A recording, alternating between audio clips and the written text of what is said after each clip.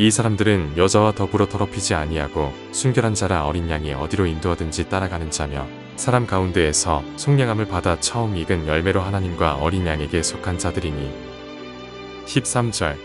또 내가 들으니 하늘에서 음성이 나서 이르되 기록하라 지금 이후로 주 안에서 죽는 자들은 복이 있도다 하심에 성령이 이르시되 그러하다 그들이 수고를 그치고 쉬리니 이는 그들의 행한 일이 따름이라 하시더라. 오늘 아침 우리가 요한계시록 14장의 말씀을 함께 살펴봅니다. 요한계시록에는 계속 이제 번갈아 가면서 땅에 있는 문제와 그 다음에 하늘에서 있는 일들, 땅과 하늘에서 반복해서 계속 이렇게 보여주고 있습니다. 그래서 이제 13장에서는 이 땅에서 일어나는 일들, 그래서 사탄이 불러일으키는 짐승들, 바다에서 올라온 짐승, 땅에서 올라온 짐승들, 그들을 통해서 뭐 표적도 나오고 거짓 기사들이 나오고 그래서 쏘가 넘어가는 사람도 많지만 그러나 하여튼 이 교회가 어려운 속에 있었다는 것을 우리가 알 수가 있고, 그러나 이제 14장은 또 하늘의 광경입니다. 오늘 보는 이 14장 내용은 하늘에서 이루어진 일들. 첫 번째 보여지는 것은 어린 양이 시온산에 섰고 시온산에 산 어린 양과 함께 14만 4천 인침을 받은 자들이 서서 하나님 어린 양 향하여서 하나님을 향해서 찬양하는 새 노래를 부르는 그런 광경이 있습니다. 그래서 이 14만 4천은 바로 그 새 노래를 배울 수 있는 사람, 이 새 노래라고 하는 것이 아무나 배우는 것이 아니라 뭔가 구원받은 자들만이, 하나님의 인침을 받은 자들만이 부를 수 있는 노래가 바로 새 노래입니다. 그래서 이 사람들이 어떤 사람인가를 설명을 하는데 4절에 보면 이 사람들은 여자와 더불어 더럽히지 아니하고, 첫째 더럽히지 아니하고 순결함이 특징입니다.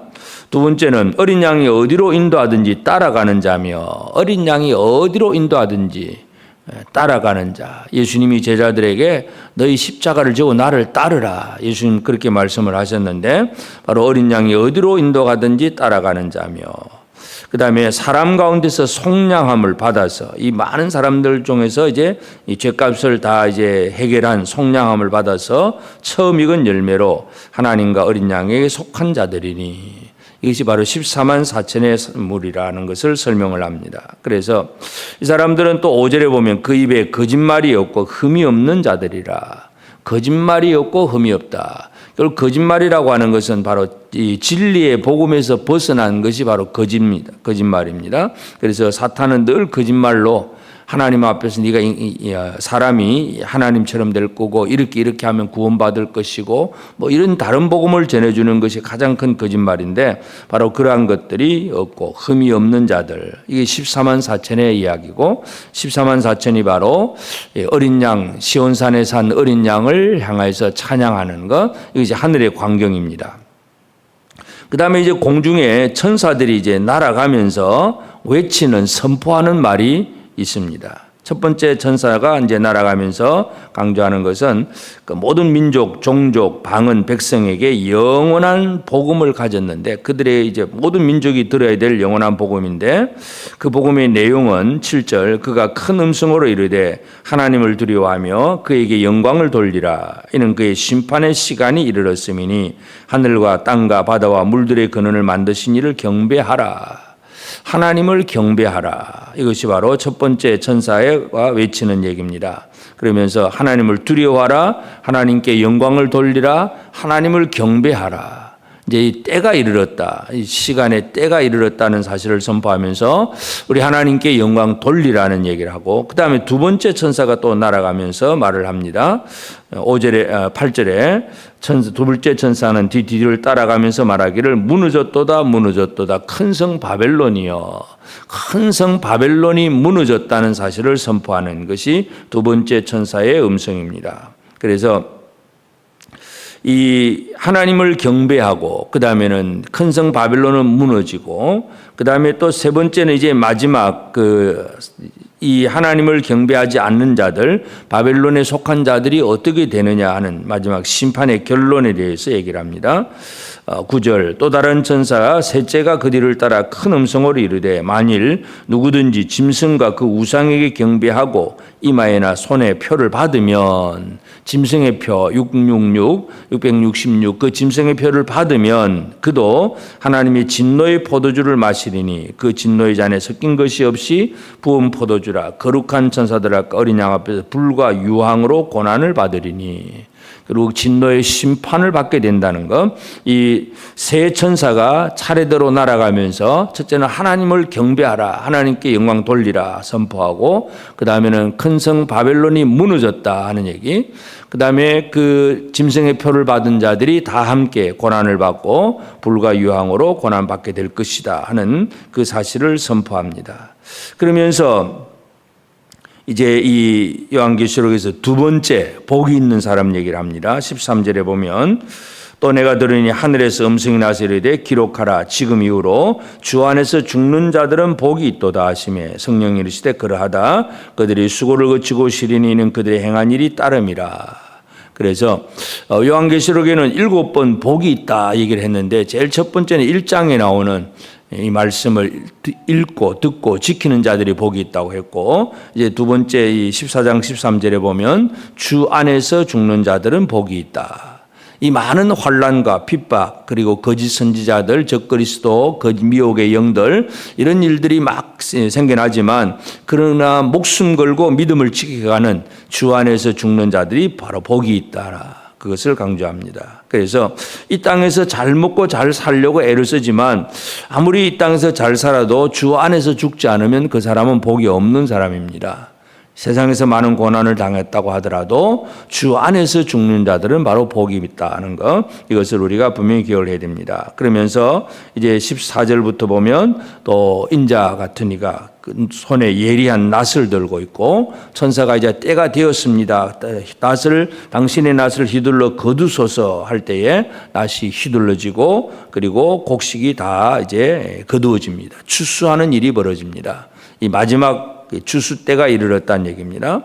그리고 또 다른 천사가 또 예리한 낫을 가지고 있는데 이 제단의 천사가 또 거두니까 이제 포도송이를 거두어서 그 포도를 성 밖에 있는 포도즙 틀에다가 던지니까 그 포도즙 틀을 밟았을 때에 피가 흘러나오는데 이 피가 흘러나와서 얼마나 피가 많으냐 하면 높이가 말굴레까지 닿을 정도, 그것이 1600스타디온에 퍼질 정도로 엄청난 피가 쏟아집니다. 진노로 말미암아 멸망당하는 자들의 피입니다. 그러니까 이 두 가지 추수가 있습니다. 어린 양 예수 그리스도의 그 예리한 낫을 가지고는 알곡을 거두어서 천국 창고에 들어가는 것이고, 심판의 천사가 휘두르는 낫은 심판받을 자들을 거두어서 진노의 포도주 틀에 던짐으로 그들을 짓밟는 그런 멸망을 시키는 심판.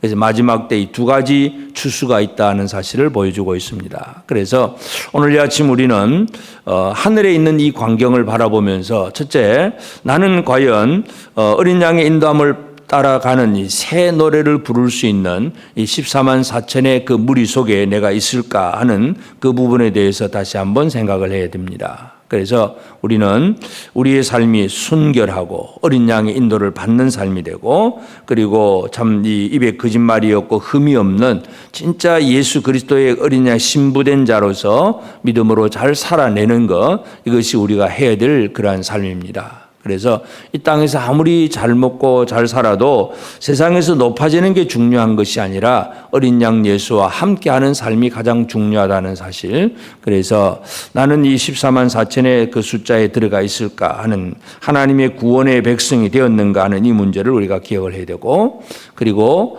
이제는 하나님께서 정하신 때가 된다. 때가 되면 결국은 하나님은 이 모든 것들을 심판하신다는 것이고, 그 심판은 바로 어린 양 예수 그리스도는 먼저 알곡을 거두어서 천국 창고에 들이고, 그 다음에 또 진노의 심판의 천사는 포도송이를 거두어서 성 밖에서 진노의 포도즙 틀에 던짐으로 피가 그렇게 흐른다는 것. 그렇기 때문에 예수 그리스도 안에서 거두어지는 이 열매, 알곡이 되어 있는가, 내가 과연 진짜 말씀 안에서 제대로 참 주님이 원하시는 이 열매 맺는 생활, 열매가 된 생활, 이것이 이루어졌는가 하는 것을 살펴봐야 됩니다. 그래서 우리에게 있어서 중요한 것은 바로 이러한 세상 속에서 아무리 힘들고 어려운 일이 있다고 하더라도 믿음 안에 살아가는 것, 이것이 가장 중요한데 12절에 보면 성도들의 인내가 여기 있나니 그들은 하나님의 계명과 예수에 대한 믿음을 지키는 자들이라. 하나님의 계명과 예수에 대한 믿음을 지키는 것, 이것이 이 마지막 때에 우리가 열심히 끝까지 해야 될 일들입니다. 그래서 오늘 이 하루도 우리가 이 땅에서 여러 가지 생활은 다 다르게 살지만 가정에서나 직장에서나 모든 곳에서 열심히 살아가지만 우리가 절대로 버려서는 안 되는 것, 바로 하나님의 계명과 예수에 대한 믿음을 지켜가는 것, 이것만이 결코 우리는 포기해서는 안 되는 일입니다. 그래서 어떤 상황 속에서도 이 계명 말씀과 그리고 예수 그리스도에 대한 믿음을 지켜가는 그러한 온전한 우리가 되어서 참으로 우리의 삶이 어린 양 예수를 향하여 새 노래를 부를 수 있는 우리가 되고 또 천국의 알곡 창고에 들어갈 수 있는 예수님께 추수받는 바로 그런 알곡으로 살아가는 삶이 될 수 있도록 우리가 참으로 이 땅에서 많이 힘들고 어려운 일이 있을지라도 결코 두려워하지 아니하고 인내하면서 나아가는 그런 우리 삶이 되어지길 바랍니다. 그래서 우리는 하늘의 것을 바라보는 사람이고 그리고 하늘의 사람으로 살고 그리고 그 마지막 때가 있음을 알고 잘 준비되는 지혜로운 삶을 살아가는 것. 그래서 우리가 어디에 살고 있느냐, 내가 주 안에 살고 있느냐, 주 밖에 살고 있느냐, 다시 한번 기억하면서 주 안에서 사는 사람이라면 주 안에서 사는 그 죽음, 그것도 복이라는 사실 다시 한번 기억하면서 예수 그리스도 안에서 하늘의 백성으로 살아가고 그래서 계명과 그 예수에 대한 믿음을 지켜가면서 온전히 하나님의 복을 누릴 수 있는 복된 우리 모든 성도들 꼭 되어지기를 주의 이름으로 축복합니다. 기도하십시다. 이제 오늘 받은 말씀으로 함께 기도하겠습니다. 타락한 교회와 더불어 함께하다가 더럽힘을 당하지 않고 어린 양 예수의 인도함을 따르며 거짓말과 흠이 없는 자로서 어린 양 예수를 찬양하며 살게 하옵소서. 어린 양 앞에서 새 노래를 부를 수 있는 14만 4천의 무리 안에 있게 하시고 세상에서 어떤 일을 당할지라도 주 안에서 죽는 자가 되는 복을 받게 하옵소서.